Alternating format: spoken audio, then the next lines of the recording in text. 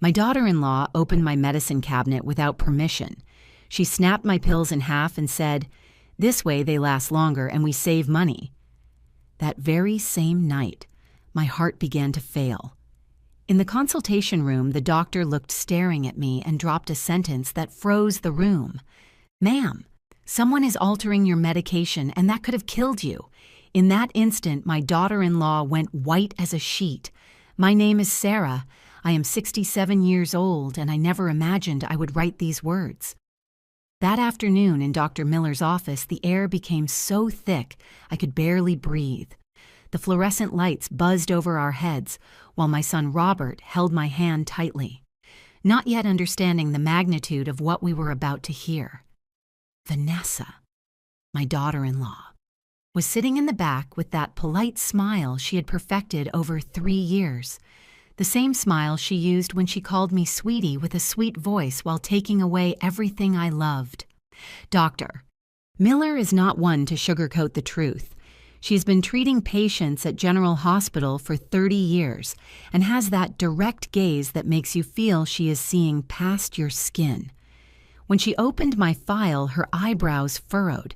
She checked the blood results 1, 2, 3 times. Then she looked me in the eyes and asked something that split me in two. "Mrs. Sarah, does anyone else have access to your medications?" I did not understand the question. Or maybe I did not want to understand it. Robert did not either. But Vanessa changed. I saw how her face lost color, how her fingers clutched the edge of the plastic chair. And at that moment, I knew something terrible was about to come to light. "Your blood medication levels are dangerously irregular." The doctor continued with a firm voice but loaded with concern. "According to your prescription, you should be taking 200 milligram extended release pills, but the tests show you are receiving fragmented doses." As if someone had split the pills. The silence that followed was deafening. Robert squeezed my hand harder. I felt the world tilting to one side. "Splitting the pills?" my son asked, confused. "Why would someone do that?" The doctor leaned forward with hands clasped on the desk, because when an extended release pill is split, the mechanism that controls how the medicine is released into the body breaks. Instead of receiving the correct dose over 24 hours, the patient receives dangerous spikes followed by sharp drops. For someone with cardiac arrhythmia like you, Mrs. Sarah, that can cause cardiac arrest. My mind flew back 3 weeks to that moment in my own bathroom, in front of the stained mirror that I no longer cleaned because Vanessa said I wasted time on details. I had opened my pill bottle to take the morning dose and found something strange. The capsules were cut in half, neatly divided as if someone had used a sharp knife. Vanessa entered the bathroom at that moment, drying her hands on a towel. She saw me observing the bottle with a frown and said with that casual voice she used for the most poisonous things, "Oh yeah, I split them. This way they last longer and we save money. Those pills cost $600 a month, sweetie. We cannot afford those luxuries." I remember I wanted to protest, that I opened my mouth to tell her they were my pills, bought with my pension, for my sick heart. But then she put a hand on my shoulder with that soft pressure I had learned to recognize as a warning and added, "Besides, you know Robert and I are tight on cash. Every bit of help counts." I said nothing, as always. That night, I took half a pill as she had arranged. At 3 a.m, I woke up with my heart beating like an uncontrolled drum, sweating cold, feeling like an invisible hand was squeezing my chest. Robert had to call the ambulance. And now in this office that smells of disinfectant and fear. Dr. Miller was finishing putting together the puzzle I had been denying to see. "Ma'am, someone is altering your medication, and that could have killed you." All eyes turned to Vanessa. She, who always had an answer for everything, who always knew how to manipulate every situation in her favor, stayed silent, white as the paper of the medical prescriptions the doctor held in her hands.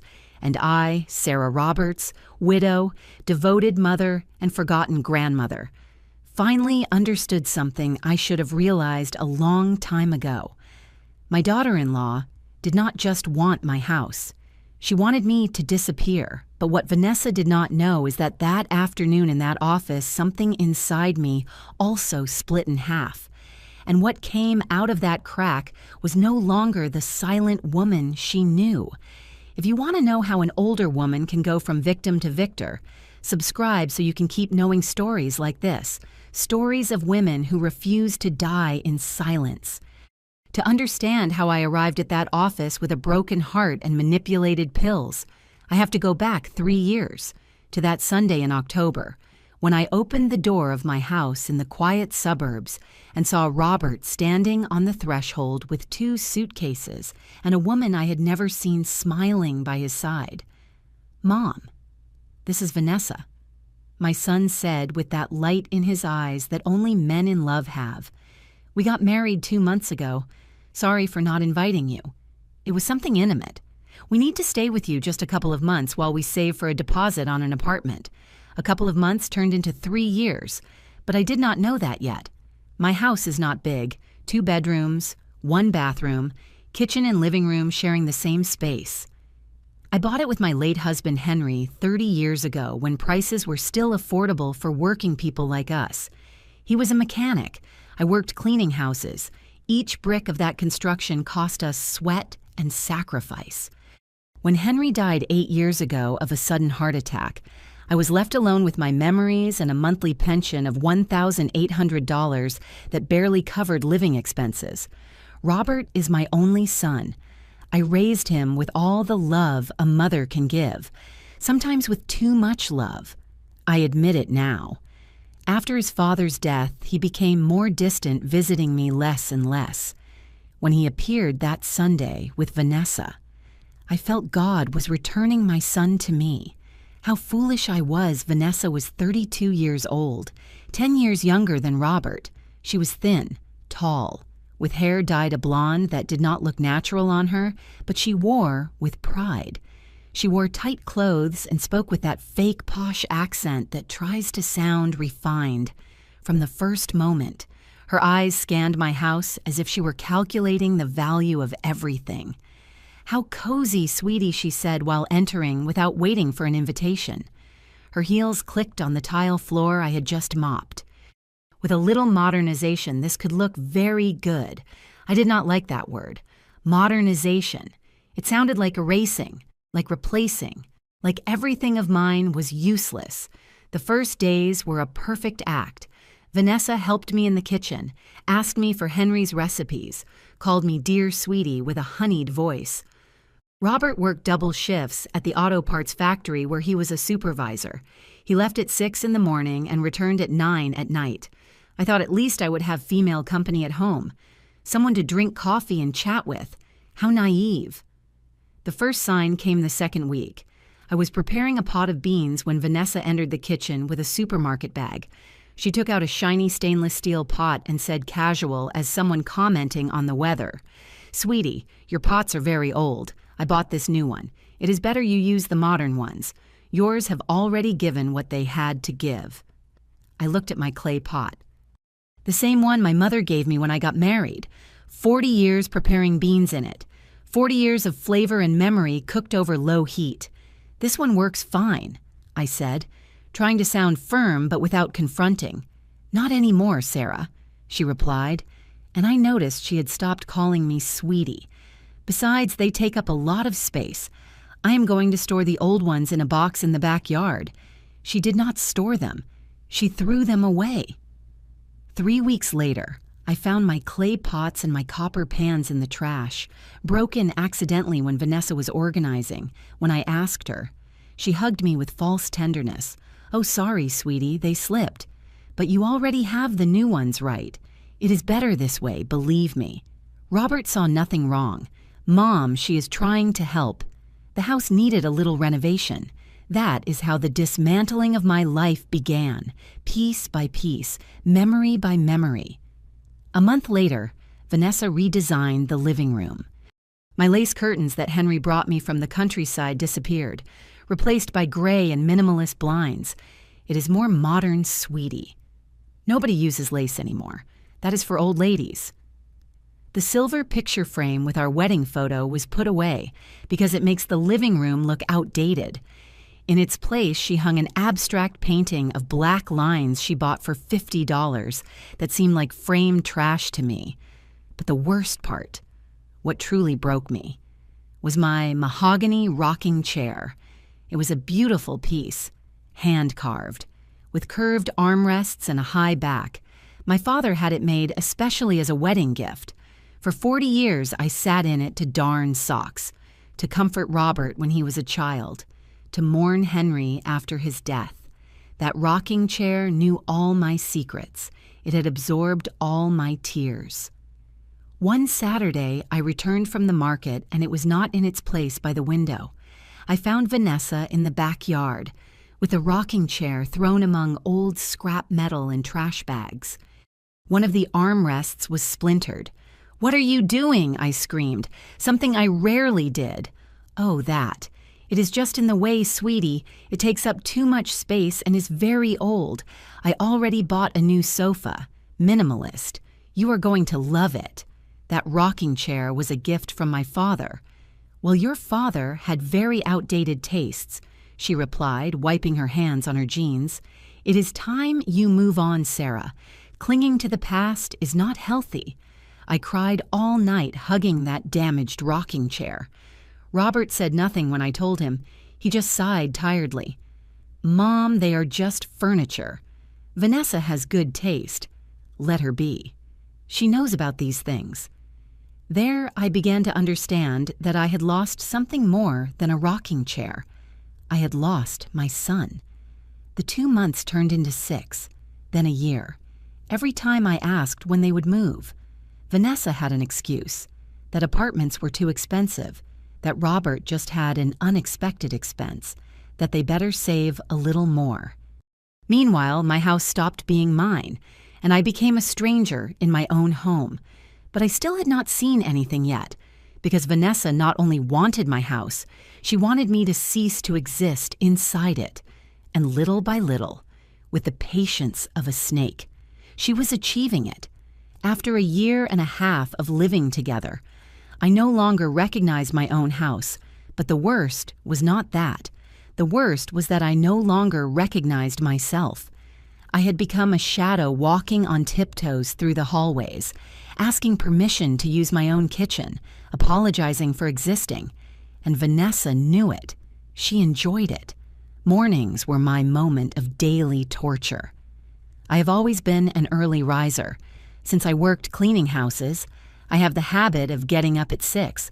I like to prepare myself a cinnamon coffee as my grandmother taught me, with brown sugar, sit in the kitchen and watch the sunrise through the window. It was my sacred moment, my only space of peace. Until Vanessa decided that moment belonged to her too. One morning I went down to the kitchen and found her there, in a pink satin robe and hair wrapped in a towel. She had moved all my household dishes. The coffee pot I used was stored in the highest cabinet out of my reach. In its place there was a shiny Italian espresso machine. "Good morning, sweetie," she said without turning to see me pressing buttons on her new machine. "I am going to start preparing breakfast early. Robert needs to eat well before work. You can eat breakfast later, right?" After all, you do not have to go anywhere. I stood there barefoot on the cold floor, feeling how the words got stuck in my throat. You do not have to go anywhere. As if my life had no purpose. As if my days were empty and insignificant. "I also eat breakfast early," I managed to say with a voice barely audible. "Well then, you will have to wait," she replied, beating eggs in my frying pan. "The kitchen is not big enough for both of us to be here getting in each other's way. Besides, I already reorganized everything. Now things are where they should be in my kitchen, where I cooked for 30 years, where I fed my husband and raised my son. Now things had to be where Vanessa decided, but I said nothing. I never said anything. I went up to my room with an empty stomach and an even emptier heart. From the window, I saw Robert leave for work, kissing Vanessa at the door. Neither of them looked towards my window. I was invisible. The unwritten rules multiplied every week. I could not watch TV in the living room because Vanessa was watching her gossip shows. I could not wash my clothes on Sunday because that was Vanessa's laundry day. I could not invite my cousin Leonore for coffee because the house is not up for visitors. The house, which house? The one I paid for with 40 years of work, the one that has my name on the deed. But I did not even dare to say it out loud anymore. The most painful change came when Vanessa decided my bedroom was too big for a single person. One afternoon, I returned from buying bread and groceries and found two men dismantling my double bed, the one where I slept with Henry for 28 years, where Robert was born, where I cried as a widow. "What are you doing?" I asked, with my heart beating against my ribs. Vanessa appeared in the doorway with a smile that did not reach her eyes. "Oh, sweetie, good thing you are here. Look, Robert and I need more space. We are going to take the master bedroom. We set up a single bed for you in the service room. It is smaller, but enough for you, right? After all, you are alone. The service room, the maid's room, a space of 6 by 9 feet, without a window, with a naked bulb hanging from the ceiling. That is where I kept the brooms and old junk. That is where Vanessa considered I should sleep. This is my bedroom," I said, and my voice sounded broken, pathetic. "I slept here with my husband." "Your husband died 8 years ago, Sarah," Vanessa replied, and she used my name as if it were an insult. "It is time you get over that. We are a young couple. We need privacy and space. You should understand." "But Robert," I started to say. "Robert agrees," she interrupted me. "In fact, it was his idea. He is tired of you pretending this house is still yours when clearly it belongs to both of us now. We are your family now." Those words were like acid in an open wound. Robert, my son, wanted me to sleep in the service room, wanted to erase me from the spaces I built with his father. That night when he arrived from work, I waited for him in the living room. I needed to hear it from his mouth. I needed him to look me in the eyes and tell me it was true. "Robert, do you want me to leave my room?" He did not even look at me. He was tired, with his coveralls stained with grease, shoulders slumped. "Mom, do not start. Vanessa and I need our space. We are no longer newlyweds living in your house. This is temporary until we leave. But while we are here, we need to be comfortable." "And me?" I asked, and I hated how weak my voice sounded. "Do I not need to be comfortable in my own house?" There's something changed in his expression, a shadow of annoyance, of being fed up. See, that is why Vanessa says you are difficult. You always play the victim. We are asking you for a temporary favor and you turn it into a drama. You know what, Mom, grow up. You are no longer the queen of this house. I froze. My son. The boy I rocked when he cried at night. The teenager I defended from bullies at school. The man I supported when he lost his first job. Just told me to grow up, that I was not the queen of my own house. I moved to the service room that same night. Alone. In the dark. Lying on a single bed that smelled of dampness. I heard through the walls how Vanessa and Robert laughed in my bedroom, in my new bed that they had bought without asking me. And there, in that room where I kept the brooms, I began to understand something terrible. Vanessa had not invaded my house out of necessity. She had done it for conquest, and Robert was not her victim. He was her accomplice. But the worst was yet to come, because when Vanessa finished taking my space, she decided it was time to take my dignity too, and for that, she needed me to disappear a little every day, until finally I ceased to exist completely. The first day of every month I went to the bank to collect my pension, $1,800 that the government gave me for the years I worked cleaning offices and other people's houses. It was not much, but it was mine. It covered my medicines, my food, my personal expenses. It was my independence, the only thing I had left, until Vanessa decided that money also belonged to her. It was a Tuesday in February. I remember the sticky heat that was already announcing spring. I had just returned from the bank with my envelope of cash when Vanessa intercepted me in the living room. She had a folder in her hands and that smile I had already learned to fear. "Sweetie, we need to talk about money," she said, sitting on the sofa she had bought to replace my old couch. She patted the cushion next to her, like someone calling a dog. "Sit down." I sat down, hugging my purse against my chest, as if that could protect me from what was coming. "Look, I have been doing the math."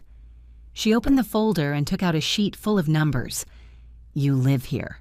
You use electricity, water, gas.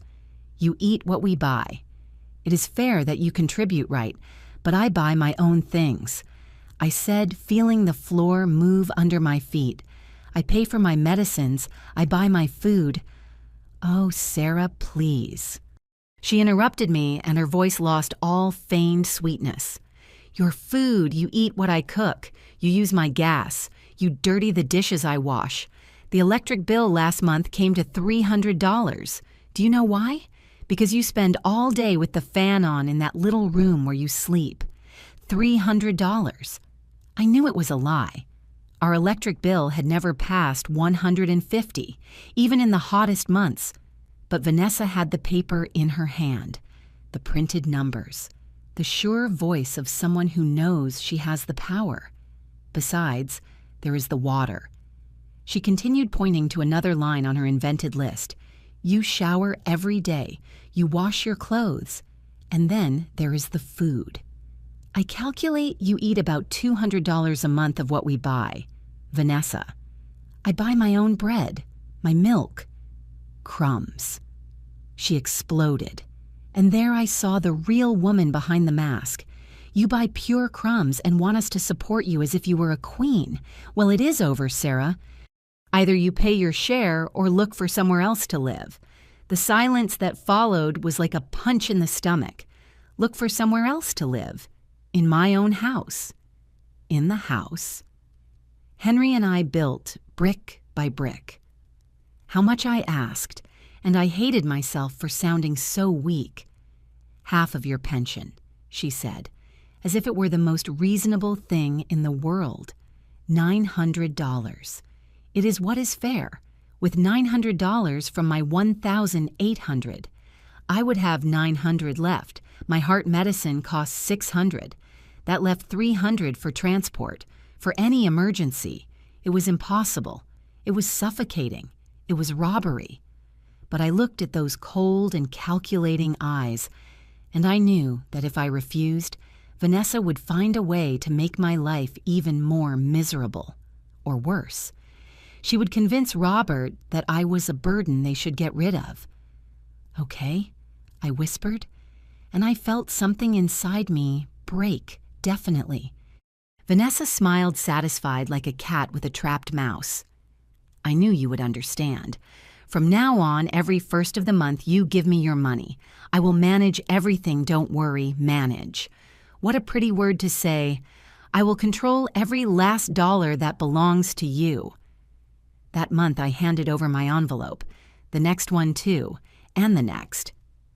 Meanwhile, I watched how Vanessa bought new clothes at the mall, how she got her nails done every week at the salon for $50 a session, how she ordered delivery food from expensive restaurants because she was too tired to cook, all with the money I handed her as tribute for existing in my own house. But the biggest humiliation did not come from the numbers. It came from the words. It was a Saturday afternoon. Vanessa had invited 3 friends to lunch. I was in my little room reading an old magazine when I heard their voices in the living room. They spoke loudly, laughing scandalously. Curiosity made me approach the door. "No, seriously, girls," Vanessa was saying between loud laughs. "I live with my mother-in-law, and it is a nightmare. The old lady spends all day doing nothing, just wasting electricity and food. And why don't you kick her out?" One of her friends asked. "Oh, because Robert is very good, very noble. But I already told him, either your mom cooperates or she leaves. Now she gives me half her pension every month. Something right." The laughter that followed pierced me like knives. She called me the old lady. Said I spent all day doing nothing when I cleaned the entire house because she never lifted a finger. Bragged in front of her friends that she had forced me to pay her to live in my own house. Damn mother-in-law, said another friend. They are a burden, truthfully. My mom also has one and says the same. They just get in the way and spend. Exactly, Vanessa replied. But well, at least I have her controlled. I give her enough for her meds, and that is it. The rest I keep because honestly, I do work. I work putting up with her. They laughed. They all laughed at me while I was 10 feet away, hiding like a thief in my own house, feeling how every word made me smaller, more insignificant, more invisible. When Robert arrived that night, I tried to talk to him.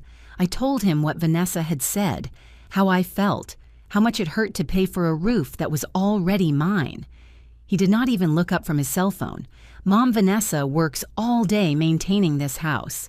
It is normal she is stressed and vents with her friends. Stop spying on conversations that are not for you. Works all day, I exploded, and my own voice surprised me. Vanessa does not work. She spends all day watching TV while I clean. I cook what little they leave me. I wash. Enough. Robert interrupted me, and in his tone there was something new, something hard, almost cruel. I am tired of your dramas. Vanessa is right. You are a burden. An emotional burden that does not stop complaining. You should be grateful we let you live here. Let me live here, in the house with my name on the deeds. Grateful to my son for not kicking me into the street from my home I did not answer. What could I say? My son was no longer my son. He was Vanessa's husband, the man she had molded during 3 years of constant manipulation. The boy I raised with love and sacrifice had disappeared, replaced by this stranger who saw me as a nuisance. That night, lying in my single bed in the service room, I did the math. With what little I had left after giving money to Vanessa, I barely had enough for my heart pills. If I had any emergency, if I needed to go to the doctor, if my shoes broke, I would not have how to pay for it. I was trapped, a prisoner in my own house, paying for the privilege of being humiliated, and the worst was about to come. Because Vanessa had discovered that as long as I was alive, she would have to share the space, share Robert's attention, share the inheritance she coveted so much. And a woman like Vanessa does not know how to share. She only knows how to take, consume, destroy. My pills were in the bathroom cabinet, the same ones that kept me alive, the same ones that cost $600 a month. And Vanessa had already seen them. The diagnosis arrived 6 months ago. In the middle of August, cardiac arrhythmia, said the cardiologist at General Hospital. Nothing fatal if controlled, but dangerous if ignored. My heart beat irregularly, sometimes very fast, sometimes skipping beats as if forgetting its function. They explained it was common at my age, aggravated by years of hard work and the stress of becoming a widow. Dr. Miller, a serious man with thick glasses, handed me the prescription with a grave expression.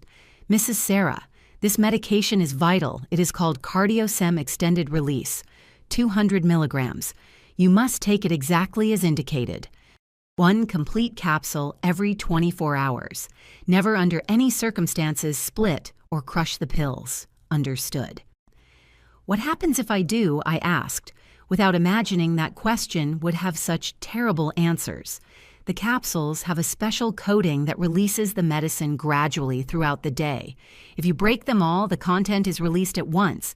It can cause a dangerous drop in blood pressure, severe dizziness, or in your case, worsen the arrhythmia until causing cardiac arrest. I nodded, scared, but confident. I would follow the instructions to the letter. I wanted to live. I still had things to do, even if my life had been reduced to that dark little room and counting the days, hoping everything would improve. The prescription cost $600 per box, enough for a month. It was almost all of what I had left after paying Vanessa, but I had no choice. Without those pills, my heart would turn into a time bomb. When I arrived home that day with the pharmacy bag, Vanessa was in the kitchen eating imported cookies that cost $10 a pack. She saw me enter and her eyes immediately nailed onto the bag. "What did you buy?" she asked with that casual tone she used when she was calculating something. "My medicines. I have a heart problem." She got up and snatched the bag from my hands before I could react. She took out the box, read the price on the sticker. I saw how her expression changed, how her eyes narrowed doing mental numbers. $600, she said, whistling softly, each month. That is $7,200 a year just on pills. I need them to live, I replied, extending my hand to recover my box. She held it out of my reach, studying it as if it were a valuable object. "Do you really need a whole pill every day? It seems like a lot. Surely half is enough. That way they last you 2 months instead of 1. You save $600. The doctor said I cannot split them." "Doctors always exaggerate," she replied with a smile that did not reach her eyes. "They want to sell more medicines. It is a business. But we are not rich, Sarah. We have to be smart with money." She returned the box with reluctance. That night, I stored my pills in the bathroom cabinet, that old furniture with the stained mirror where I had always kept my things. I thought they would be safe there. How foolish I was. The first 3 months, everything went well. I took my pill every morning. My heart stabilized. The dizziness disappeared. Dr. Miller was satisfied with my progress. "I see you follow the indications to the letter, Mrs. Sarah." I like that. But Vanessa had not forgotten about those $600 monthly. I saw her looking at me sideways when I went to the bathroom in the mornings. I heard her make comments about how expensive it is to maintain old people, about how much old folks spend on medicines they probably do not even need. One day, 4 months after my diagnosis, I went to the market to buy vegetables. When I returned, I noticed something strange.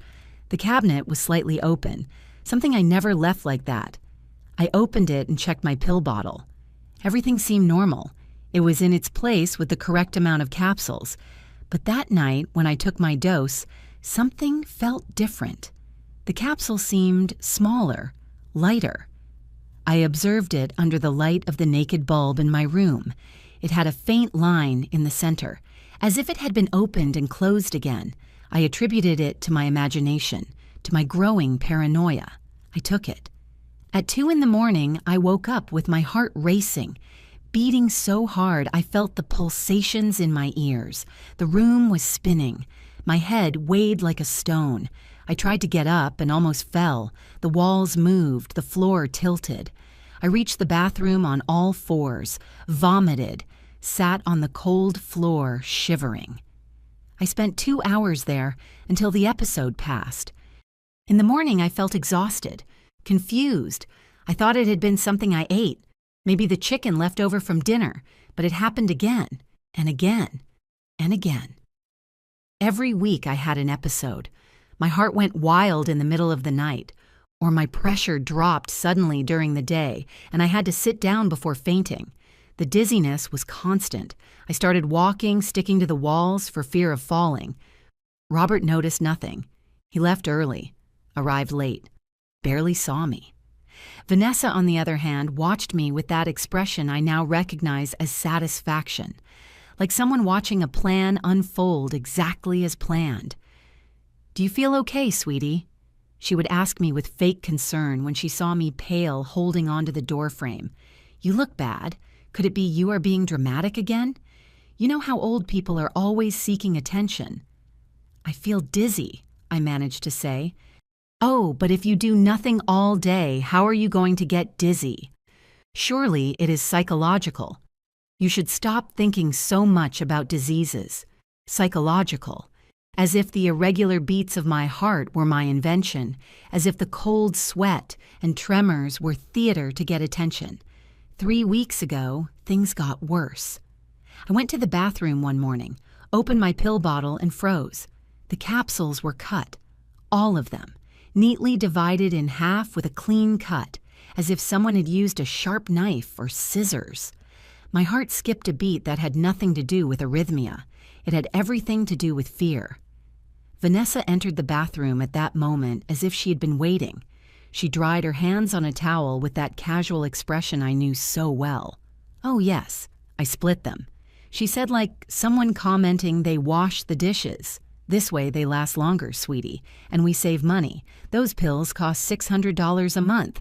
We cannot afford those luxuries." The doctor said. I started. But my voice came out broken. Without strength, the doctor does not pay the bills here.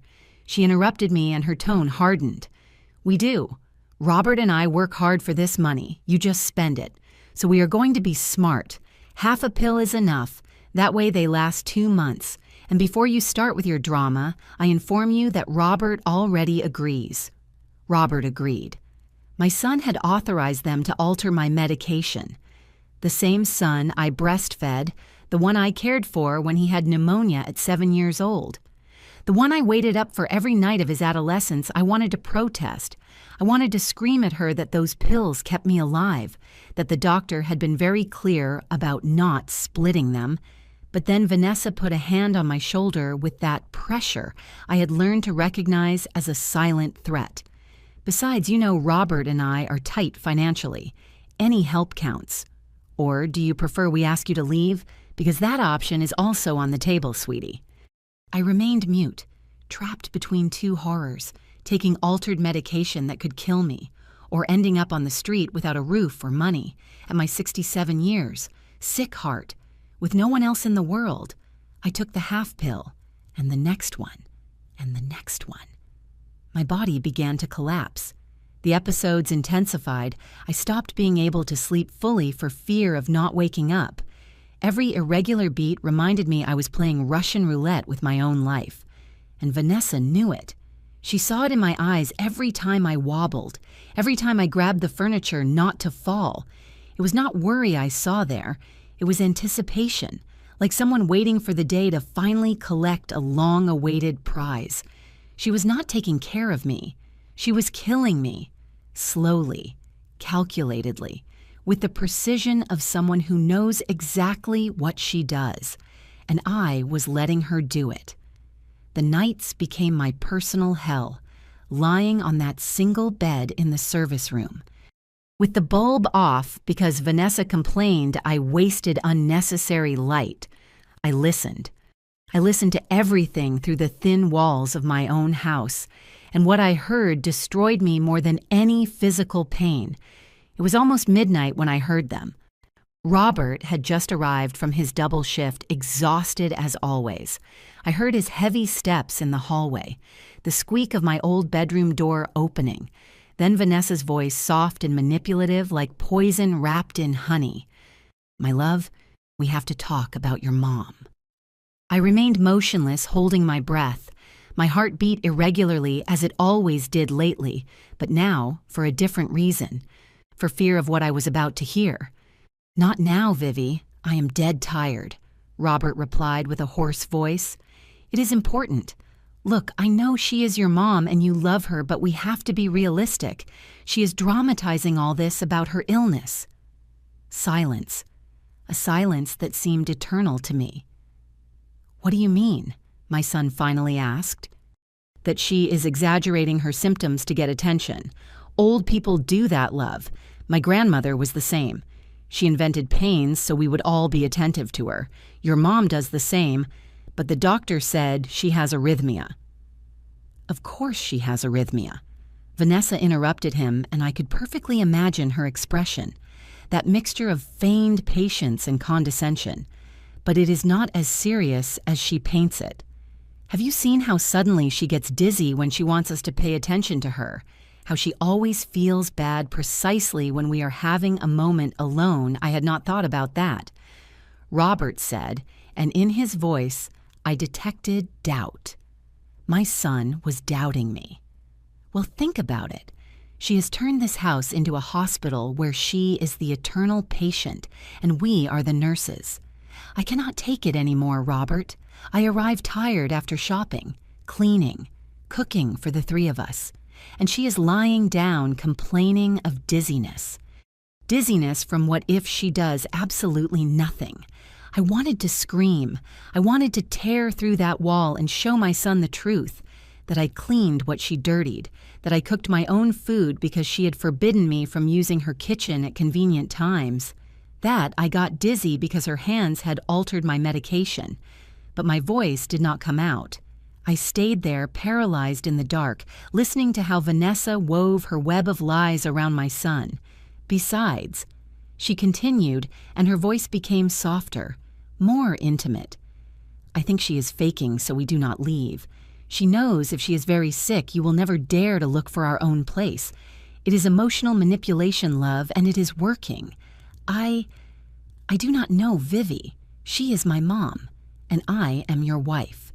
She replied, and now her tone had an edge. Who is more important, the woman with whom you build your future, or the woman who already lived her life and now only wants to control you? Because that is what your mom does. Robert.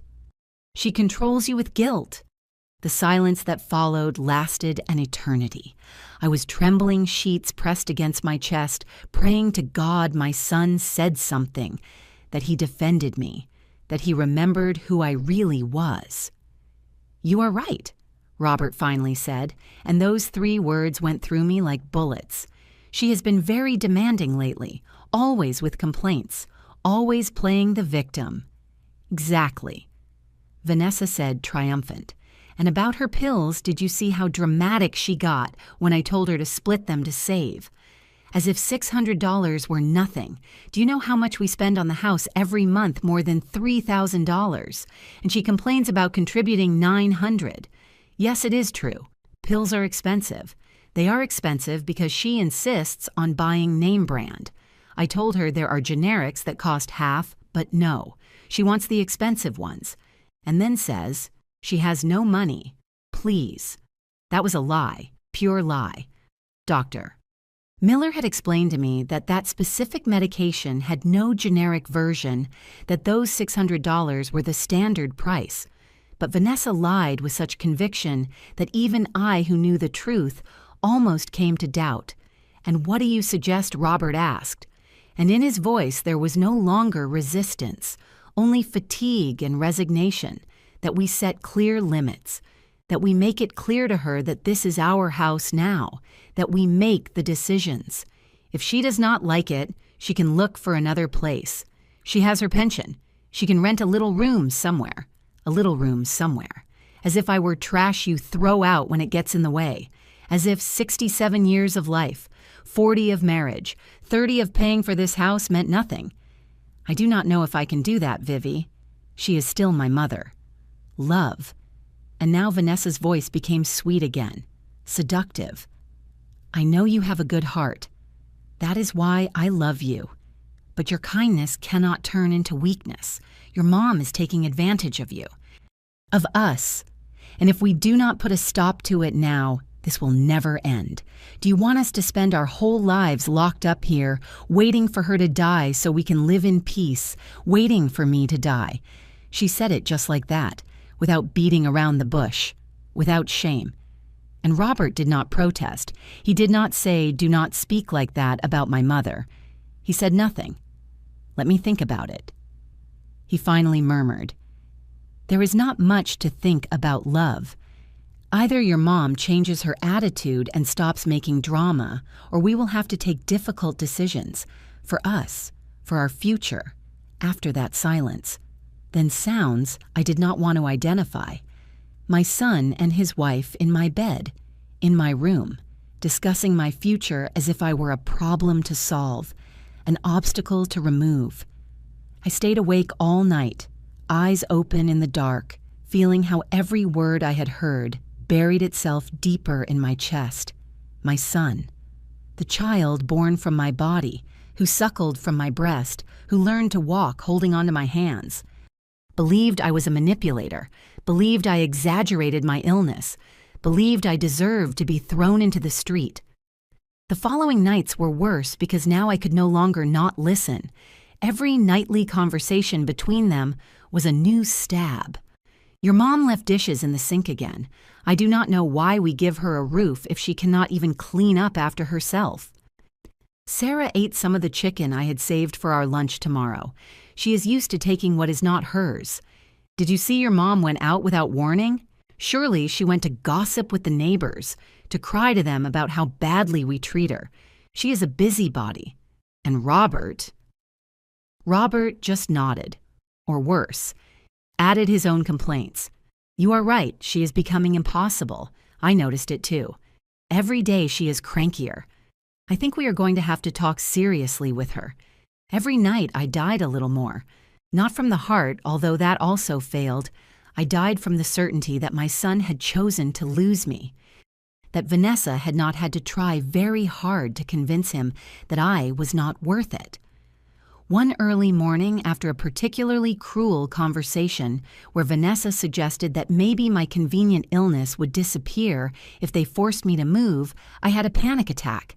My heart accelerated to levels I had never experienced. The room walls spun. I felt I was drowning, that I was dying. I managed to drag myself to the hallway. I held onto the wall, trying to reach their door to ask for help. I fell to my knees halfway there. Help! I whispered, but my voice did not come out. Robert, help. Their bedroom door was closed, lights off, and me there lying on the floor of my own house, feeling my heart beat erratically, praying my son would come out and see me. No one came out. No one heard. Or worse. They heard and decided to ignore me. I managed to drag myself back to my room.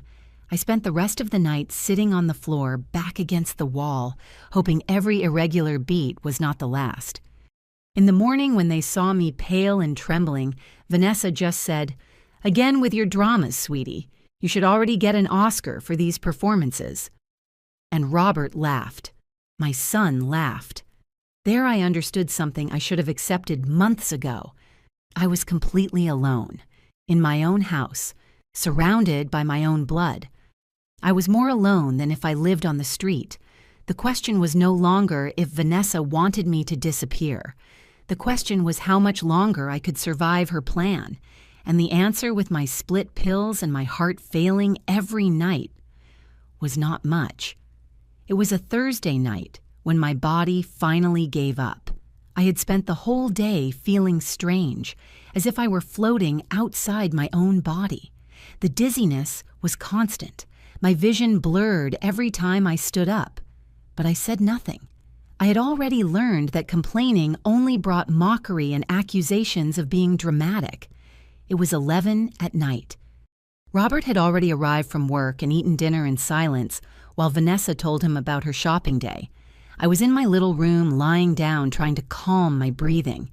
Every inhalation was an effort, as if I had a rock on my chest. Then it happened. My heart stopped. Not literally, but that is how it felt.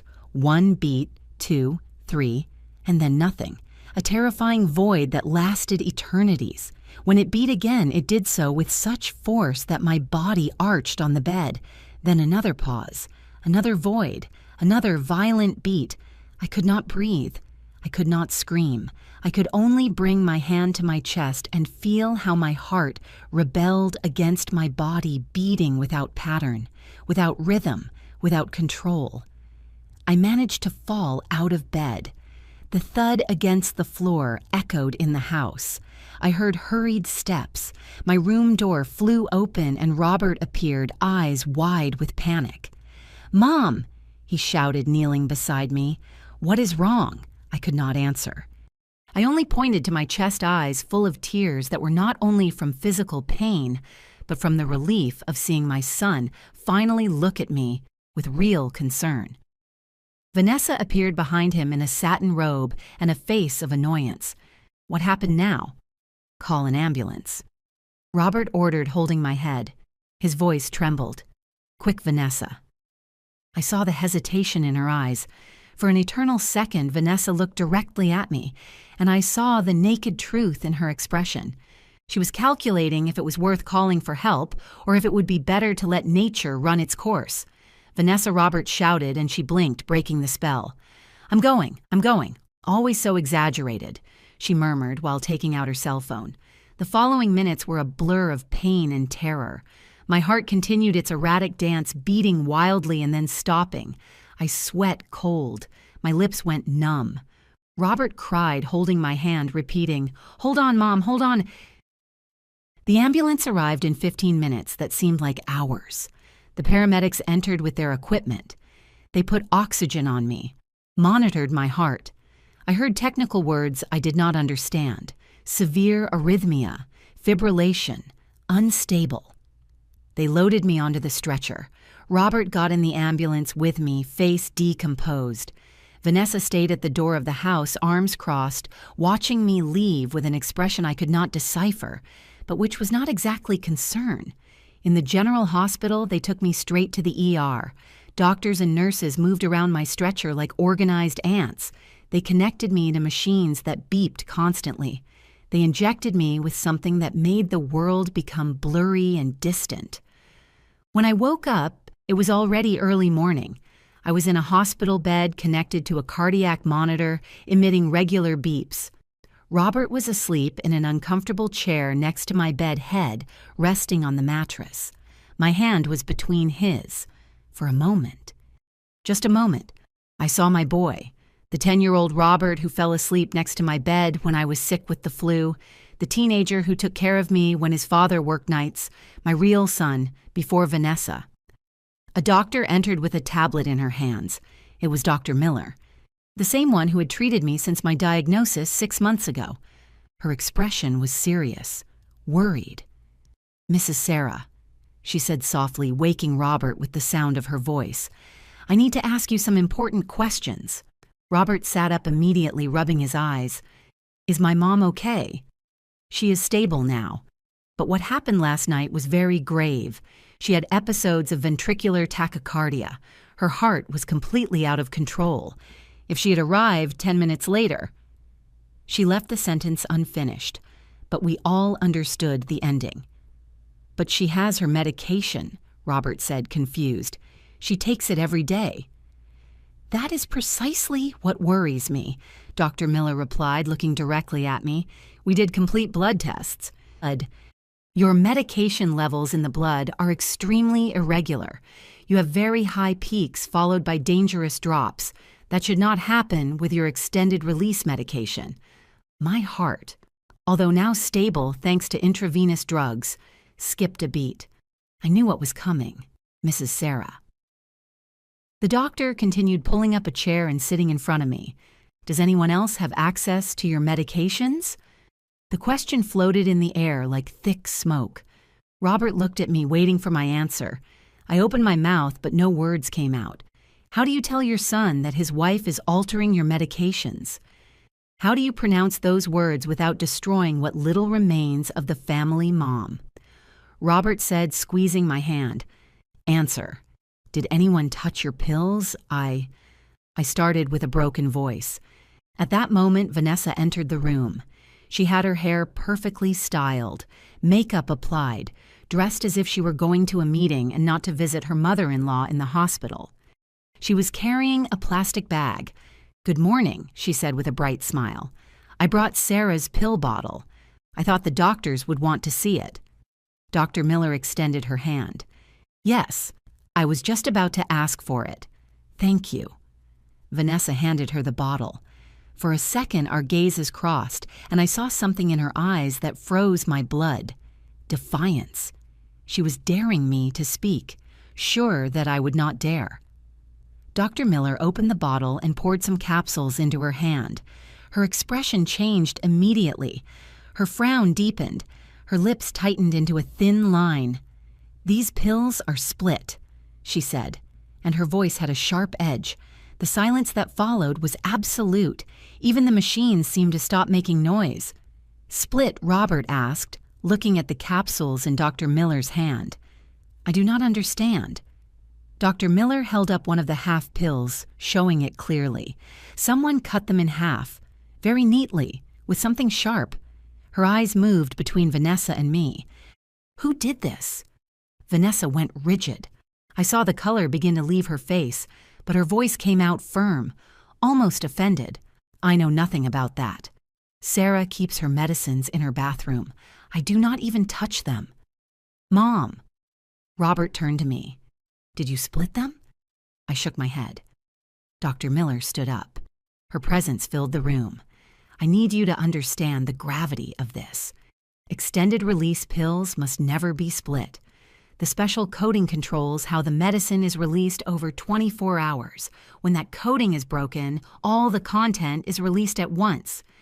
And what does that mean? Robert asked, although his voice was already trembling because he knew the answer would not be good. It means that instead of receiving a stable dose all day, Mrs. Sarah received massive doses followed by periods without medication. For someone with her heart condition, that is like playing Russian roulette. Every dose was a bet on whether her heart would hold out or not. The oxygen in the room seemed to evaporate. Robert let go of my hand and stared at the split pills in Dr. Miller's palm as if they were evidence of a crime, because they were. But that means? My son started to say, and I saw his brain working, connecting the dots he had been ignoring for weeks. That means someone could have killed her. Dr. Miller nodded gravely. What happened last night was not a normal arrhythmia episode. It was a direct reaction to misadministered medication. Mrs. Sarah was lucky her heart resisted. Another person with her condition would not be here anymore. Vanessa took a step back, bumping into the wall. Her hands trembled slightly, but her expression remained one of calculated indignation. You cannot be insinuating that This is ridiculous. Sarah probably split them herself and now wants to blame me. She always does this. She always plays the victim. Mom. Robert turned to me with eyes shining with held-back tears. Tell me the truth. Who split your pills? I looked at my son, then at Vanessa. She returned my gaze with those cold, defiant eyes. In her expression, I clearly read the message. If you speak, you lose your son forever. He will believe me, not you. But something had changed inside me. Maybe it was the closeness of death. Maybe it was seeing Robert finally paying attention to me. Maybe it was simply that I had nothing left to lose. Vanessa, I said, and my voice came out firmer than it had sounded in months. Vanessa split them 3 weeks ago. She told me that way they would last longer and we would save money. Lie, Vanessa shouted, and her mask finally began to crack. She is lying. Robert, your mother, is inventing things to separate us. But Robert was not looking at her. He was looking at me. And in his eyes, I saw something I had not seen in years. Doubt about Vanessa. Finally, after so much time, my son was questioning his wife. Is it true? Robert asked, turning to Vanessa.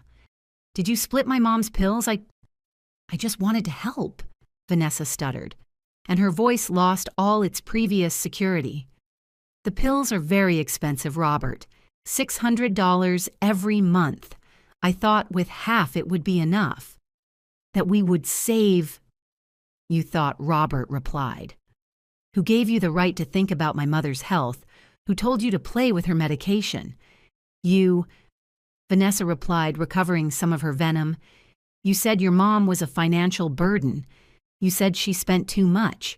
You said we needed to save. I was just doing what you wanted. The room fell silent again. Robert stood paralyzed with those words nailing into his conscience. I saw the exact moment my son understood his own complicity. Dr. Miller cleared her throat, breaking the moment. I need to be very clear about something. What was done here was not an innocent mistake by someone who wanted to save money. It was criminal negligence that endangered my patient's life. It was not negligence. I said, surprising myself with the firmness of my voice. I told her the doctor had said I could not split the pills. I explained they were extended release. She knew. All eyes turned to Vanessa. Her face, which had started to pale, was now completely white, like paper, just as I described in the office. I did not know it was so serious, she murmured, but her voice lacked conviction. Yes, you knew, I continued, and I felt something ancient and dormant inside me waking up. Fury. I told you the same day you split them. I told you Dr. Miller was very specific, and you answered me that doctors exaggerate, that they just want to sell medicines. Sarah, I never... And it was not just that. I interrupted her, my voice gaining strength with every word. You said if I did not like it, I could leave, that option was on the table. You threatened to kick me into the street if I did not take the split pills. Robert collapsed into the chair, covering his face with his hands. My God, he whispered. What have we done? What she did, Dr. Miller corrected, pointing at Vanessa. And I need to ask you directly, Mrs. Vanessa, did you know that altering this medication could kill Mrs. Sarah? Vanessa opened her mouth, but no words came out. Her eyes moved frantically between all of us, looking for an exit that did not exist. Finally, something in her broke. She is a burden, she shouted, and all her true nature surfaced like pus from an infected wound. She lives in our house, spends our money, occupies our space. I just wanted things to be easier for us. Easier. Robert repeated, lifting his head to look at her. You put my mother's life at risk so things would be easier. For us. Vanessa insisted, approaching him. Everything I did was for us, Robert, so we could have our own life without your mother always being in the middle. Do you not understand? As long as she is there, we will never be free. Free Robert's voice was barely a whisper, loaded with horror. Vanessa, you almost killed her. My mother almost died because you altered her medicines. You exaggerate, Vanessa replied, but her voice no longer had strength. She was not going to die from taking half a pill instead of a whole one. She was just being dramatic as always. Dr. Miller intervened, her voice professional, but with an edge of steel. Mrs. Vanessa, you need to understand something. What you did constitutes a crime. It is endangering the life of another person. I am required by law to report this. The color left in Vanessa disappeared completely. Report. You cannot. I did nothing illegal. I just tried to save money. You altered prescribed medication knowing it was dangerous. Dr. Miller continued. Mrs. Sarah warned you specifically. You ignored those warnings and proceeded anyway. That is not negligence, ma'am. That is intentional. Robert Vanessa turned to my son with desperation. Tell them they are wrong. Tell them I would never do something like that. You know me. You know I love you. That I love our life together. But Robert was not looking at her. He was looking at me. And in his eyes I saw something I had not seen in 3 years. Recognition. Finally, after so much time, my son was really seeing me. Mom, he said with a broken voice, forgive me. God forgive me for not believing you, for not defending you, for letting this get so far. Tears began to roll down my cheeks. They were not tears of sadness, but of relief. My son had returned. Late. Almost too late. But he had returned. Robert, you cannot believe her. Vanessa pleaded with a shrill voice. Your mother has always been manipulative. She is acting now, so you take her side. It is what she has always done. Shut up, Robert said, and his voice was cold as ice. Just shut up, Vanessa. I do not want to hear your voice anymore. Vanessa recoiled as if she had been slapped. For the first time since I met her, I saw genuine fear in her eyes. She had lost her control over Robert, and she knew it. Doctor. Miller headed towards the door. I am going to call security and report this incident. Mrs. Vanessa, I suggest you get a lawyer. A lawyer? Vanessa's voice was barely a squeak. They cannot do this. Robert, do something. But my son only shook his head with tears falling down his face. I already did too much, Vanessa. Or rather, I did nothing when I should have. And that almost cost my mother her life. Vanessa looked at me then with pure hatred, without filters, without masks. This is your fault, she hissed. It is all your fault. If you had left when you should have, none of this would have happened. No, I said, holding her gaze without blinking. This is your fault, Vanessa, for being greedy, for being cruel, for believing you could take everything from me, including my life, and get away with it. Dr. Miller returned with 2 security guards. Mrs. Vanessa, I need to ask you to leave the hospital, now. Vanessa opened her mouth to protest, but the guards were already flanking her. With a last look of fury towards me, she let herself be escorted out of the room. Her expensive perfume was left floating in the air as evidence of her poisonous presence. When the door closed behind her, Robert collapsed. He knelt beside my bed, took my hand between his, and cried like I had not seen him cry since he was a child. "I am sorry, Mom," he sobbed. "I am so sorry. I was an idiot, a terrible son. I failed you in everything. I stroked his hair as I did when he had nightmares as a little boy." "You are here now," I said softly. "That is what matters." But deep in my heart, I knew this was not over. Vanessa had shown her true face, yes, but a woman like her would not give up so easily, and I had to make sure she could never hurt anyone again. It was time to stop being the victim. It was time to fight. They kept me hospitalized 3 more days, 3 days of constant monitoring, of adjusting my medication with controlled intravenous doses, of allowing my heart to relearn to beat with the correct rhythm. 3 days in which Robert did not leave my side, sleeping in that uncomfortable chair, bringing me water, apologizing every hour as if words could erase 3 years of abandonment. I forgave him. Of course I forgave him. He was my son. But forgiveness does not mean forgetting, and every time I closed my eyes, I saw the split pills. I heard the nightly conversations where he had agreed with every cruelty of Vanessa. A mother's love is unconditional, but trust once broken needs more than apologies to rebuild. The second day, while Robert had gone down to the cafeteria, I received an unexpected visit. The door opened and my cousin Linda entered, with her leather briefcase and that elegant bearing that had always characterized her. Linda was 62 years old. She was a lawyer specializing in family law, and we had not seen each other in almost 2 years because Vanessa had found 1,000 excuses to prevent her from visiting. "Sarah," she said, and her voice broke seeing me connected to all those machines. She approached and hugged me carefully, not to disconnect any cables. I found out from a neighbor. I came as soon as I could. I cried in her arms. I cried everything I had not been able to cry in 3 years. All the accumulated pain, all the stored humiliation. Linda held me in silence, letting me empty all that anguish. When finally I calmed down, she sat in the chair Robert had been occupying and took a notebook out of her briefcase. Her expression had changed from family concern to professional concentration. "Tell me everything," she said, "from the beginning, and do not skip anything."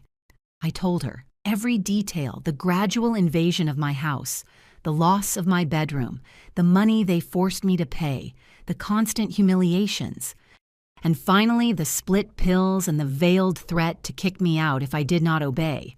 Linda wrote fast, her sharp eyes shining with something I recognized as professional fury. When I finished, she closed her notebook with a dry snap. "Sarah, what Vanessa did is not only morally reprehensible, it is legally actionable," she said, leaning forward. "We are talking about financial abuse, psychological abuse, and most gravely endangering your life by altering your medication. That is a criminal offense." "I do not want to get Robert in trouble," I said immediately. "Robert is an adult who made decisions," Linda replied firmly, "and now he has to face the consequences. But I am not talking about him. I am talking about you, about protecting you, about ensuring this never happens again." She took more papers out of her briefcase. "First, that house is yours. It has your name on the deed. No one, absolutely no one, can force you to share it or pay to live in it. Second, the money they took from you monthly constitutes theft. You have the right to recover it. Third, we need a restraining order against Vanessa. a restraining order, so she cannot approach you or your property. She already demonstrated she represents a real danger to your life, Sarah. Dr. Miller already made the official report. That is solid evidence. The idea terrified me and liberated me at the same time. And Robert, if I kick Vanessa out of the house, does my son also have to leave? Linda sighed. That is a decision Robert will have to take. But you need to set clear limits. No more invasions, no more abuse. Your house, your rules. If he wants to stay, it will be under your terms, not hers. I am afraid, I admitted. Afraid of being alone. Robert is all I have left. Being alone is better than being accompanied by someone who wants to destroy you, said Linda, taking my hand. And you are not alone. You have me. You have neighbors who love you. You have a life that deserves to be lived with dignity. At that moment, Robert returned with a coffee in his hand. He stopped seeing Linda, and something in his expression told me he knew exactly why she was there. Cousin Linda. He greeted with a tense voice. Robert. She replied with professional coldness. I was just talking to Sarah about her legal options. My son paled. Mom, please do not do this. I already understood. I know I was wrong. Vanessa and I will separate. She will leave. I will stay. And everything will be like before. It cannot be like before, I said softly. Robert, I almost died. And you agreed with everything she did. You said I was a burden, that I dramatized, that I needed to grow up. He collapsed into a chair, head between his hands. I know, and I hate myself for that. But I was blind, Mom. Vanessa manipulated me, made me believe things that were not true. Now I see it clearly. And what guarantees you will not be blinded again? Linda asked. What guarantees that in a few months, when your mother forgives you and lowers her guard, resentment won't return for having to take care of her? That another Vanessa won't appear? I am not like that, Robert protested. I love my mother. Love is not enough when trust has been broken, Linda replied. Sarah needs legal protection, needs to ensure her house, her money, and her health are protected. From everyone, even from you. The silence that followed was dense and painful. I saw my son processing Linda's words, understanding finally the magnitude of the damage caused. What do you need me to do, Mom? He finally asked with a small voice. Tell me what you need, and I will do it. I looked at Linda. She nodded, giving me permission to speak. I need Vanessa out of my house immediately with a restraining order. I need them to return all the money they took from me these 3 years. And I paused because this next part hurt more than anything.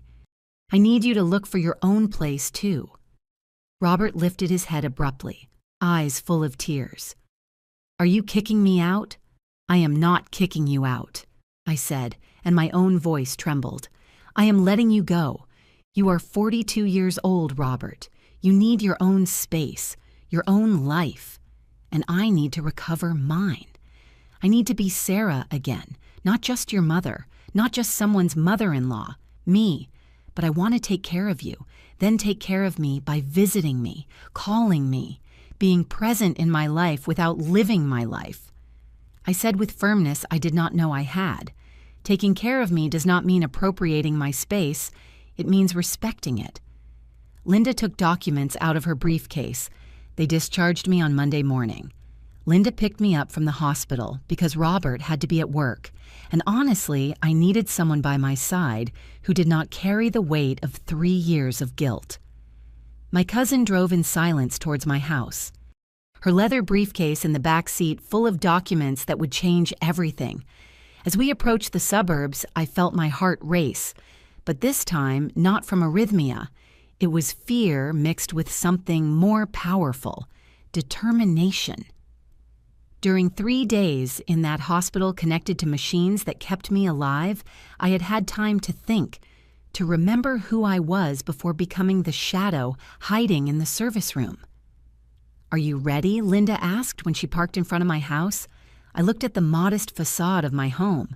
The walls Henry and I painted one April Sunday 28 years ago. The living room window where I used to sit and embroider while he watched football. My house, not Vanessa's house. Mine. Yes, I replied. I am ready. We had planned everything carefully.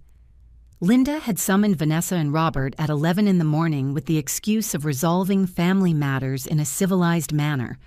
She had also invited 2 witnesses. My neighbor Lucy, who had witnessed several of Vanessa's humiliations, and Mr. Frank, the gentleman from the corner store, who had known me for 30 years. When we entered, Vanessa was sitting on the sofa she herself had bought, painting her nails a deep red. She did not even look up when we entered. Robert was standing by the window, shoulders tense and miserable expression. "You arrived?"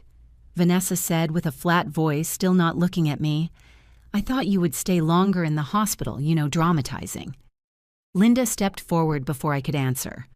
"Mrs. Vanessa, I am Linda Ross, attorney, specializing in family law.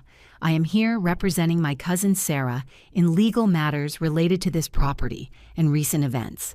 Now Vanessa looked up. Her expression hardened, seeing Linda's briefcase. "Lawyer, please. Sarah always so dramatic. You almost die and now you walk around with lawyers. How fast you almost killed me," I said, and my voice sounded stronger than it had in years. "There is a difference." Vanessa let out a fake laugh. "Still with that. I already told you I just wanted to save money. It was not a big deal." Linda opened her briefcase and took out a thick folder. On the contrary, Mrs. Vanessa, it was a very big deal. So much so that I have here the official medical report from Dr. Miller, where she declares that altering my cousin's medication put her life in real and immediate danger. I also have her statement from the hospital where you admitted splitting the pills. The color began to drain from Vanessa's face. I admitted nothing. They misunderstood me. There are witnesses, Linda continued relentlessly. Dr. Miller, 2 nurses, and Robert. Everyone heard your confession. Vanessa turned to my son. "Robert, say something. Tell them they are exaggerating." But Robert only shook his head, eyes fixed on the floor. "I cannot, Vivi. I cannot keep lying for you." Linda placed documents on the coffee table. "Besides the crime of endangering another person's life, we have evidence of financial abuse. For 3 years, you forced Mrs. Sarah to pay you $900 monthly from her pension under threat of kicking her out of her own house. She had to cooperate. Vanessa protested, but her voice had lost all its security. She lived here, used services. This house has Sarah's name on the deed." Linda interrupted, showing the documents. "She is the only legal owner. You had no right to charge her absolutely anything.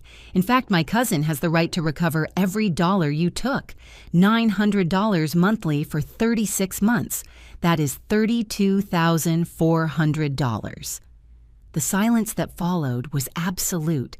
Vanessa had gone completely pale. "I do not have that money." "I know," said Linda with a cold smile.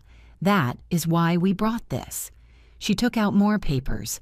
"Complete inventory of all items you bought and brought to this house. Clothes, furniture, decoration. Everything adds up to approximately $15,000. Vanessa jumped to her feet. "You cannot take my things." "They are things bought with stolen money," Linda replied. "Money you extorted from my cousin. Legally, all that belongs to Sarah as restitution." At that moment, there was a knock on the door. Linda had coordinated perfectly. Lucy and Mr. Frank entered, followed by a sheriff's deputy Linda had contacted. "Good morning." The deputy greeted, showing his badge. "Deputy Martinez, I am here to witness the service of a restraining order." Vanessa recoiled as if slapped. "Restraining order. This is madness." The deputy handed her the papers. "Mrs. Vanessa Smith, hereby you are prohibited from approaching within 100 yards of Mrs. Sarah Roberts, her home, or any property in her name. You have 24 hours to vacate the property located at—" "No," Vanessa shouted, and finally her mask broke completely. "This is my house. I have lived here 3 years. You cannot kick me out just like that." "Yes, we can," I said, and my voice was firm as rock. "Because this was never your house, Vanessa. It was mine. It always was." She looked at me with pure hate. You useless old woman. After everything I did for you, I gave you company. I redesigned this horrible house. I tried to modernize you, and this is how you pay me. Company." I repeated, feeling how fury finally found its voice. "You took my bedroom. You locked me in the service room. You threw away the rocking chair my father had made for my wedding. You humiliated me in front of your friends. You stole my money. And you almost killed me altering my medicines. That is what you call doing something for me. Everything I did was so this house would be worth something," Vanessa shouted. "It was full of old junk, of dead people's things. I improved it." "You did not improve it," intervened Lucy, my neighbor, with a trembling but brave voice. "You stripped it. I saw how you treated Sarah. I heard you call her useless old woman from my window. I saw how you threw her things in the trash." Mr. Frank nodded. "I was also a witness. Sarah came to my store crying, buying the minimum because you took her money. Once she told me she did not even have enough for a pound of sugar because you had forced her to pay an invented electric bill." Vanessa turned to Robert, desperate. "Are you going to allow this? Are you going to let them humiliate me like this? I am your wife." Robert finally looked up. His eyes were red, but his voice was firm. "Not anymore, Vanessa. I spoke with a lawyer yesterday. I filed for divorce this morning." The world stopped. Vanessa wobbled, holding onto the back of the sofa. "What, I married you because I thought you were good?" Robert continued, and I saw tears rolling down his cheeks. "Because I thought you loved me. But you only wanted this house. You only wanted to get rid of my mother to keep her property." "That is not true. No." Linda took out her phone. "Because we have this." She pressed play. From the phone speakers came Vanessa's voice, clear as crystal. "The sooner the old lady goes, the sooner the house will be ours. Robert is too noble to kick her out, but I am not. I am going to make life so miserable for her that she herself decides to leave. And if not well at her age, and with that sick heart, nature can help a little." It was a recording of a phone call. Vanessa talking to someone, probably her sister. I do not know how Linda got it, but there it was. The irrefutable evidence of her intentions. Vanessa collapsed on the sofa, completely defeated. That was taken out of context. There is no context that justifies wishing death on someone, said the deputy. "Ma'am, I suggest you cooperate with the voluntary eviction.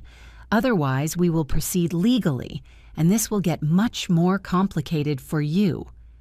I looked at that woman who had turned my life into a hell for 3 years. That woman who had slept in my bed, eaten at my table, breathed my air, all while planning my disappearance, and I felt nothing. No fury, no sadness, just relief that it was finally over. "You have 24 hours, I said calmly. "You can take your clothes and personal items. Everything else stays as payment for what you stole from me.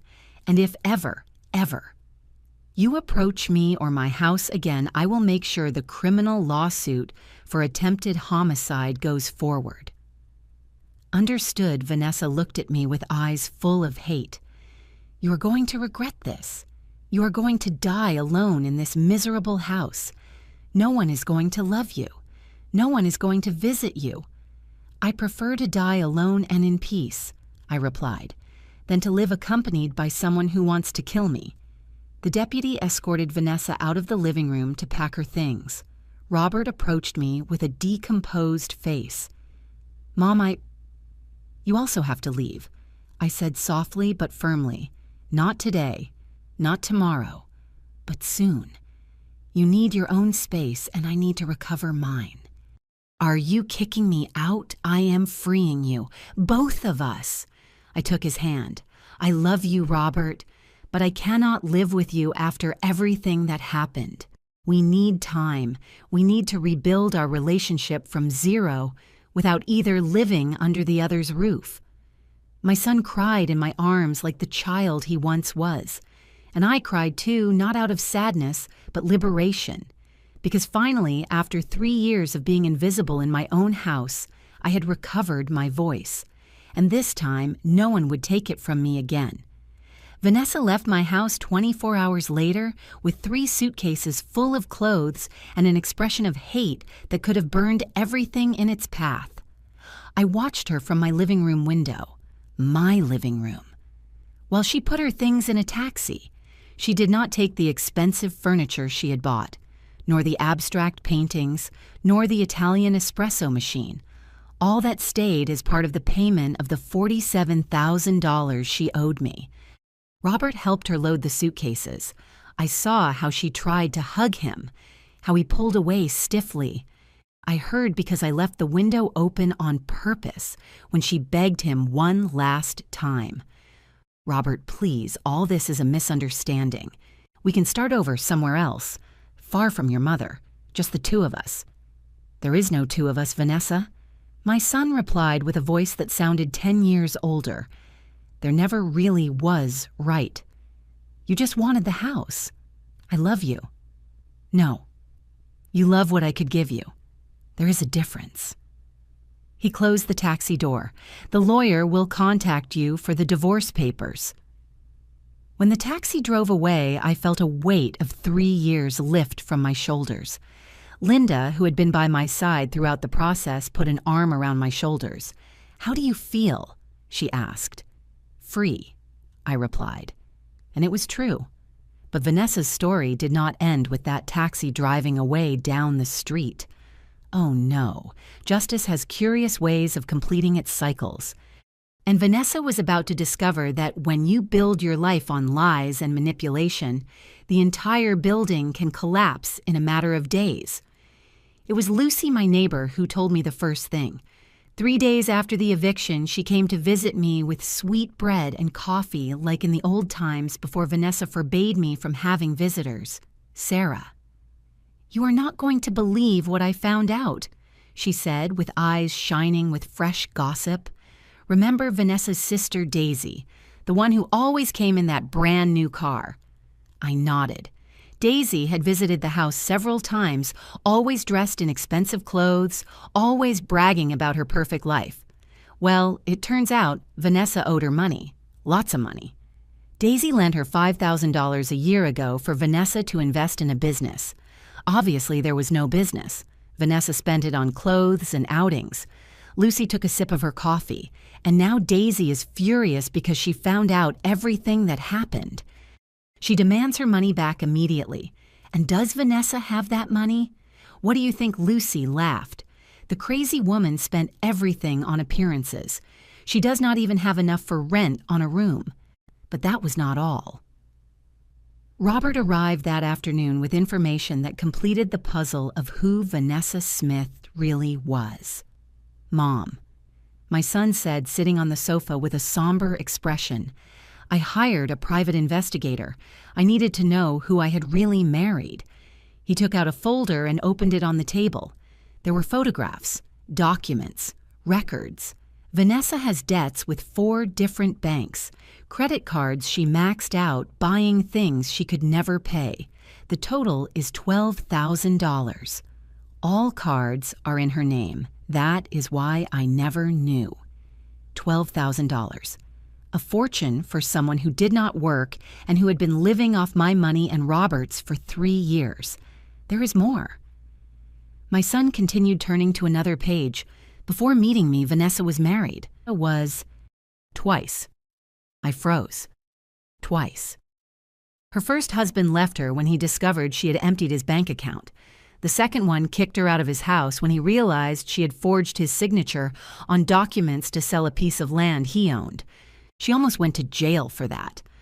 I looked at my son, seeing the pain in his eyes, discovering the woman he loved was actually a professional con artist, a predator who identified vulnerable men, widowers, single men with properties, and used them until squeezing them dry.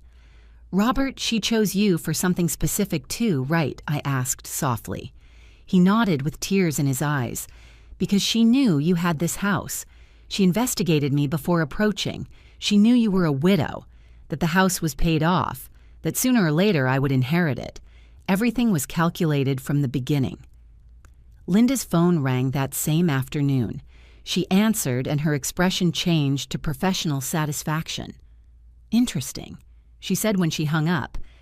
She looked at me with a smile. It was Deputy Martinez. Apparently, when word spread of the restraining order and accusations against Vanessa, other people started talking. What people remember. Vanessa's friend, Cindy. The one who came to eat with those other women. Linda consulted her notes. Well, Cindy had lent $2,000 to Vanessa 6 months ago, money she obviously never saw back. Now she is filing a lawsuit, and the other friends, one she owes $1,000. Another she owes $1,500. Apparently, Vanessa borrowed from all her acquaintances with the same story, that you were very sick, that she needed money for your medicines and treatments, that she would pay it back as soon as she inherited the house. I was left speechless. Vanessa had used my real illness to scam her own friends. She had commercialized my suffering. There is more. Linda continued, almost enjoying delivering every piece of information. The gym Vanessa went to. She owes 4 months of membership, the nail salon, 3 months, the boutique where she bought clothes. She has pending bills for $3,000. Vanessa had lived like a queen, but with borrowed money, stolen and never paid. And now without the house she coveted so much, without the husband who maintained her lies, without the roof that gave her respectability, her whole house of cards was collapsing. A week later, Robert came with the final news. Mom, they found Vanessa. We're living in a rented room in Skid Row, the cheapest place she could find. $150 a week, shared bathroom. He paused. Her sister Daisy filed a formal lawsuit. The friends too. The bank started collection processes, and the boutique where she owed $3,000 filed fraud charges because she signed promissory notes she never fulfilled. And she is desperate. She called me yesterday, crying, begging me to drop the divorce suit. She says if we stay married, we can sell this house and pay all her debts, that we can start over. And what did you tell her? That this house was never mine to sell, that it is yours, and that if she tries to approach you or this property, I will personally ensure she goes to jail. My son looked at me with a mixture of pain and pride. I told her I learned from the best, from my mother, who finally found her voice and her strength. 2 weeks later, Linda arrived with the final document. She placed it on the table with a smile of satisfaction. The criminal lawsuit for endangering your life proceeded. The judge considered the evidence, the medical report, the altered pills, the recording of the phone call, and issued a sentence. What kind of sentence? 2 years in prison suspended under probation. That means she will not go to jail immediately, but if she commits any other crime in the next 2 years, she will serve the full sentence.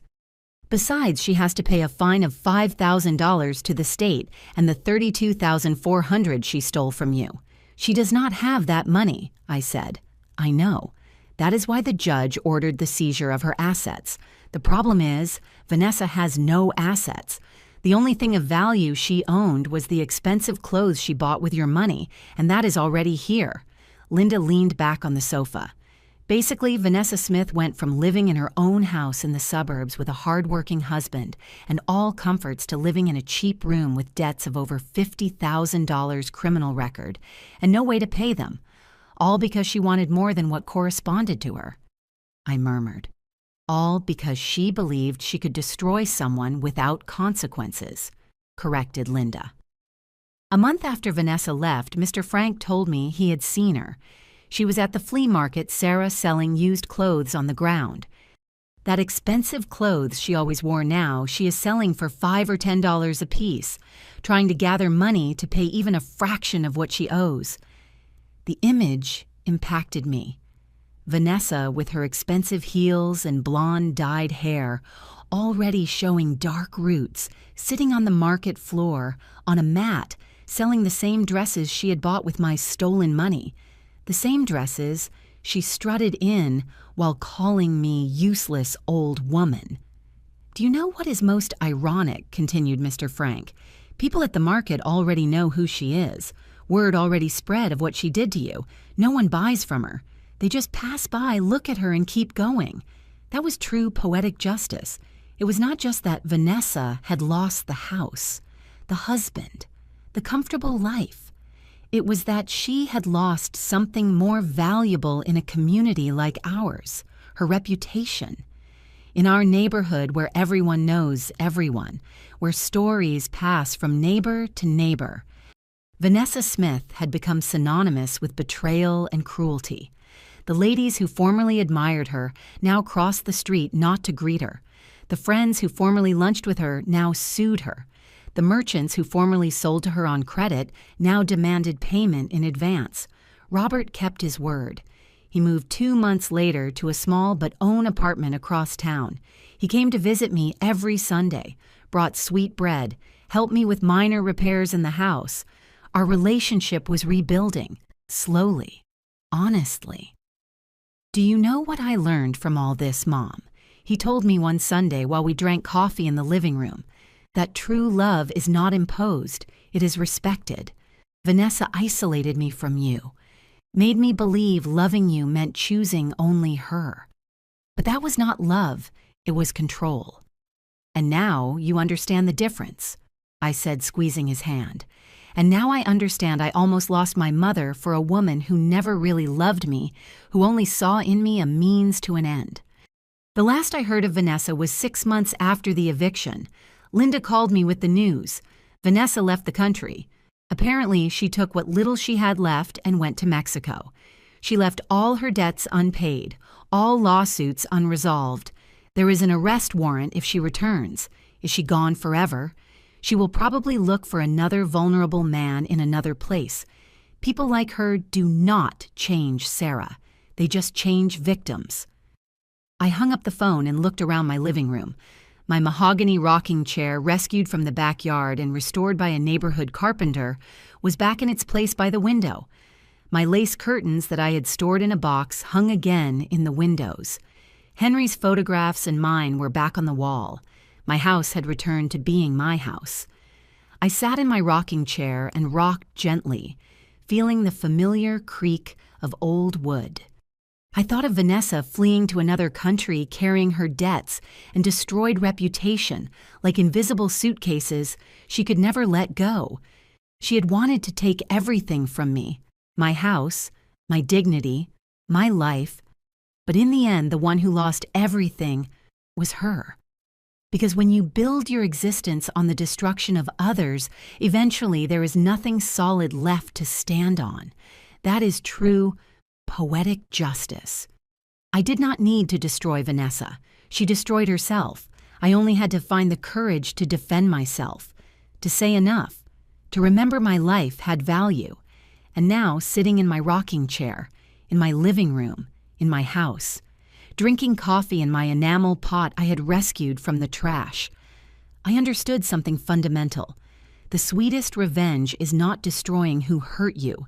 It is surviving them. It is recovering. It is living well while they carry the consequences of their own actions.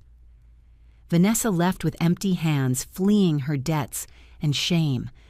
I stayed with everything that really mattered: my home, my dignity, and the certainty that never again would I let anyone turn me into a prisoner of my own life. 8 months have passed since Vanessa left my house with her 3 suitcases and her hate. 8 months since I recovered my life. And while I sit in my restored mahogany rocking chair with the afternoon sun entering through clean windows, I can barely recognize the woman I was a year ago. The house has life again. Not the oppressive silence of when Vanessa controlled every space, but the peaceful silence of a home that breathes calm. The walls she painted minimalist gray are now a soft yellow I chose myself. The lace curtains dance with the breeze. The aroma of cinnamon coffee and sweet bread fills the kitchen every morning without anyone telling me I am using too much gas or sugar. My health improved surprisingly fast once I returned to taking my medication correctly. Doctor: Miller monitors me every month and always says the same thing. Sarah, your heart is responding wonderfully. It seems removing toxic stress was the best medicine. She is right. My heart beats now with a constant, reliable rhythm. The dizziness disappeared. The cold night sweat left. I sleep in my recovered bedroom in a new bed I bought myself with my money without having to ask anyone for permission. Robert comes every Sunday without fail. We drink coffee, chat, sometimes watch a movie. But now there is something different in our relationship: respect. He no longer treats me like an obligation or a burden. He treats me like what I am, his mother, but also an independent woman with her own life. You know what, Mom? He told me 2 weeks ago while we ate stew I had prepared. I never told you directly, but I am proud of you, of how you defended yourself, of how you did not allow Vanessa to destroy you.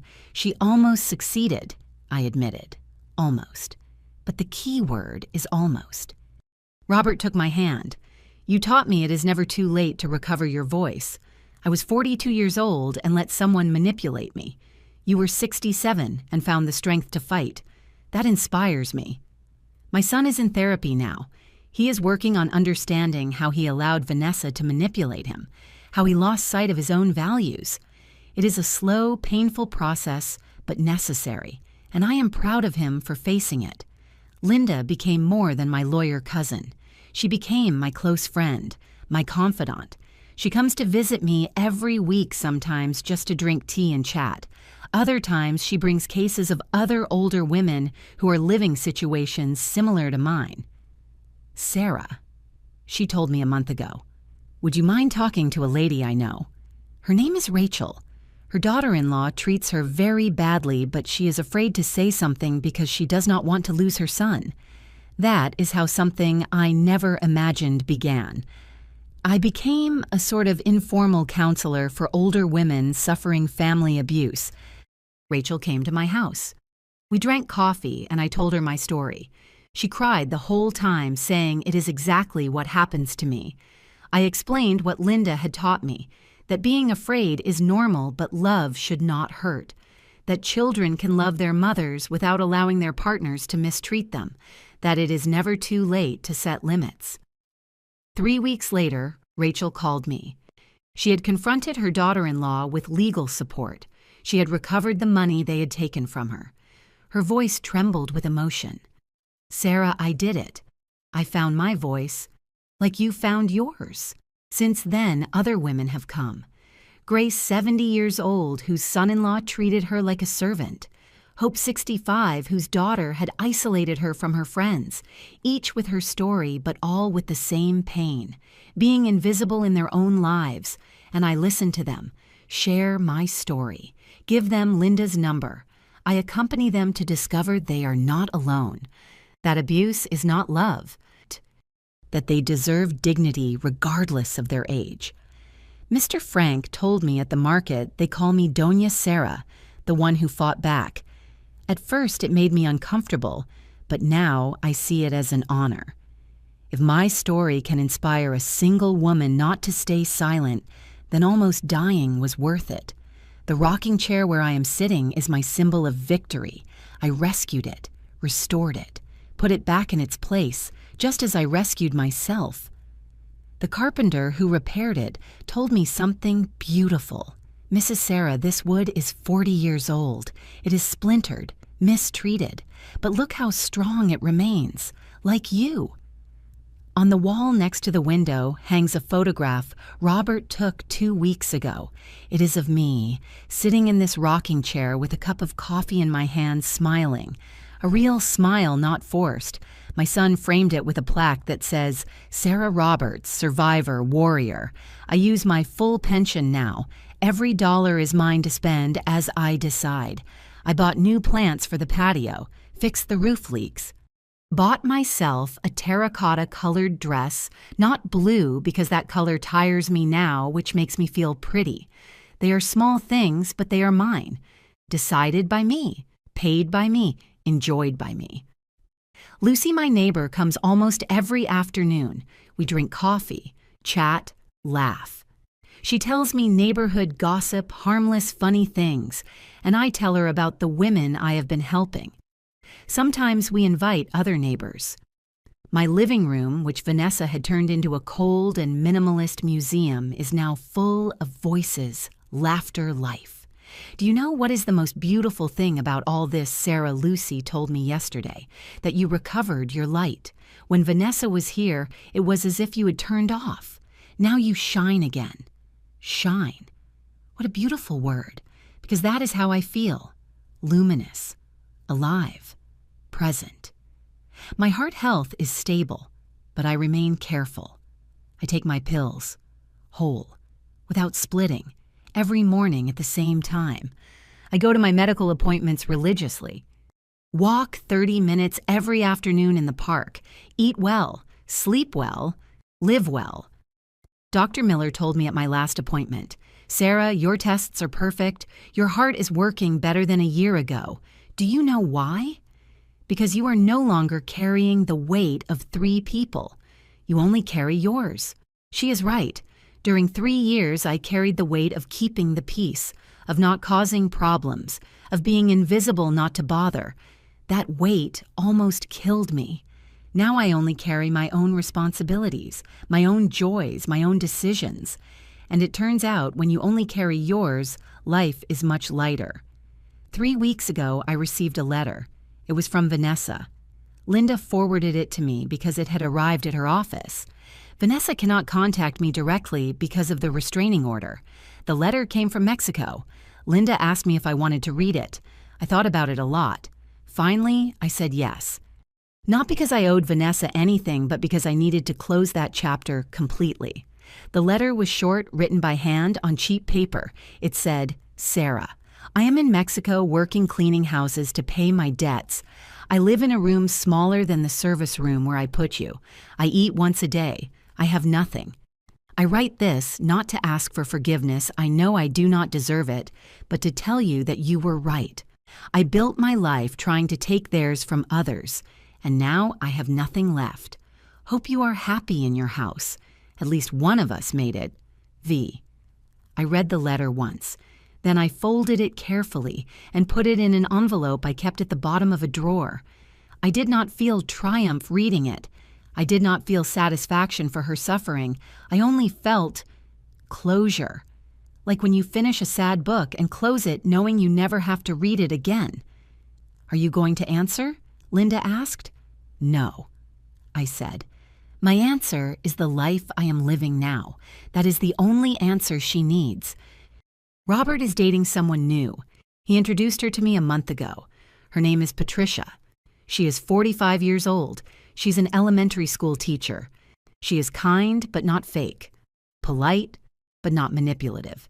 And most importantly, she treated me with respect from the first moment. Mrs. Sarah. She told me when I met her. Robert told me everything that happened. I want you to know I would never ever try to replace you or take your place. If this relationship prospers, I would love to be your friend, not your competition. I cried when she told me that. I cried because I finally understood how it should be. 2 adult women respecting each other without threats, without territories to defend. "Patricia," I told her, "I do not need you to promise me anything. I just need you to be good to my son. And from what I see, you already are." This morning, I woke up early as always. I prepared my cinnamon coffee calmly without haste. I sat in my rocking chair and watched the sunrise through the window. The sky painted itself orange and pink, and I thought about all the mornings I lost feeling miserable, invisible, worthless. I will not recover those mornings. Those 3 years are gone. but I have these. Every sunrise where I can breathe deep in my own house, where I can decide how to use my day, where I can be myself without asking permission. I looked at myself in the bathroom mirror after washing my face. I saw wrinkles. 68 years leave a mark. I saw silver hair I no longer bother to dye. I saw tired but clear eyes. And for the first time in years, I liked what I saw. I did not see a useless old woman, as Vanessa called me. I did not see a burden as she made me feel. I saw Sarah Roberts, widow, mother, survivor, warrior. I saw a woman who almost lost everything but refused to lose the most important thing, herself. Now, while the sun sets and the house fills with that golden afternoon light, I tuck myself in my rocking chair with a blanket over my legs and a book in my hands. It is a book about brave women who changed history. Linda gave it to me with a dedication. For Sarah, who changed her own history. I hear the familiar sound of the key in the door. It is Robert arriving for our Sunday dinner. He brings Chinese food, my favorite, and his genuine smile. "Hi, Mom," he says, kissing my forehead. "How was your week?" "Good," I reply. Very good. And it is true, it was good. Like all my weeks now, because I learned something every woman should know regardless of her age. Your life belongs to you. Your space belongs to you. Your dignity belongs to you. And no one, absolutely no one, has the right to take them from you. It took me 67 years and almost dying to learn it, but I learned it. And now I dedicate my days to ensuring other women do not take so long to discover it. Because true wealth is not in the houses you own or the money you keep. It is in the capacity to look at yourself in the mirror and recognize the woman you see. It is in being able to breathe deep without fear in your own home. It is in knowing you survived, that you recovered, that you found your voice when everyone expected you to stay silent. That is me now, Sarah Roberts, 68 years old, survivor, warrior, free. And this time, no one will take that from me. Never again. If this story touched your heart, if it reminded you it is never too late to recover your life and your dignity, leave me your comment. Tell me, where are you listening from? Have you lived something similar or know someone who needs to hear these words? Your story matters as much as mine. And together, all voices that were once silenced, we can create a choir impossible to ignore. Like if you believe respect has no age and subscribe to keep sharing stories of life, of struggle, and of women who refuse to disappear. Because we all deserve to live with dignity. We all deserve to be seen. And we all deserve a second opportunity to shine. Remember, true freedom begins the day you decide your life is worth more than the peace of others.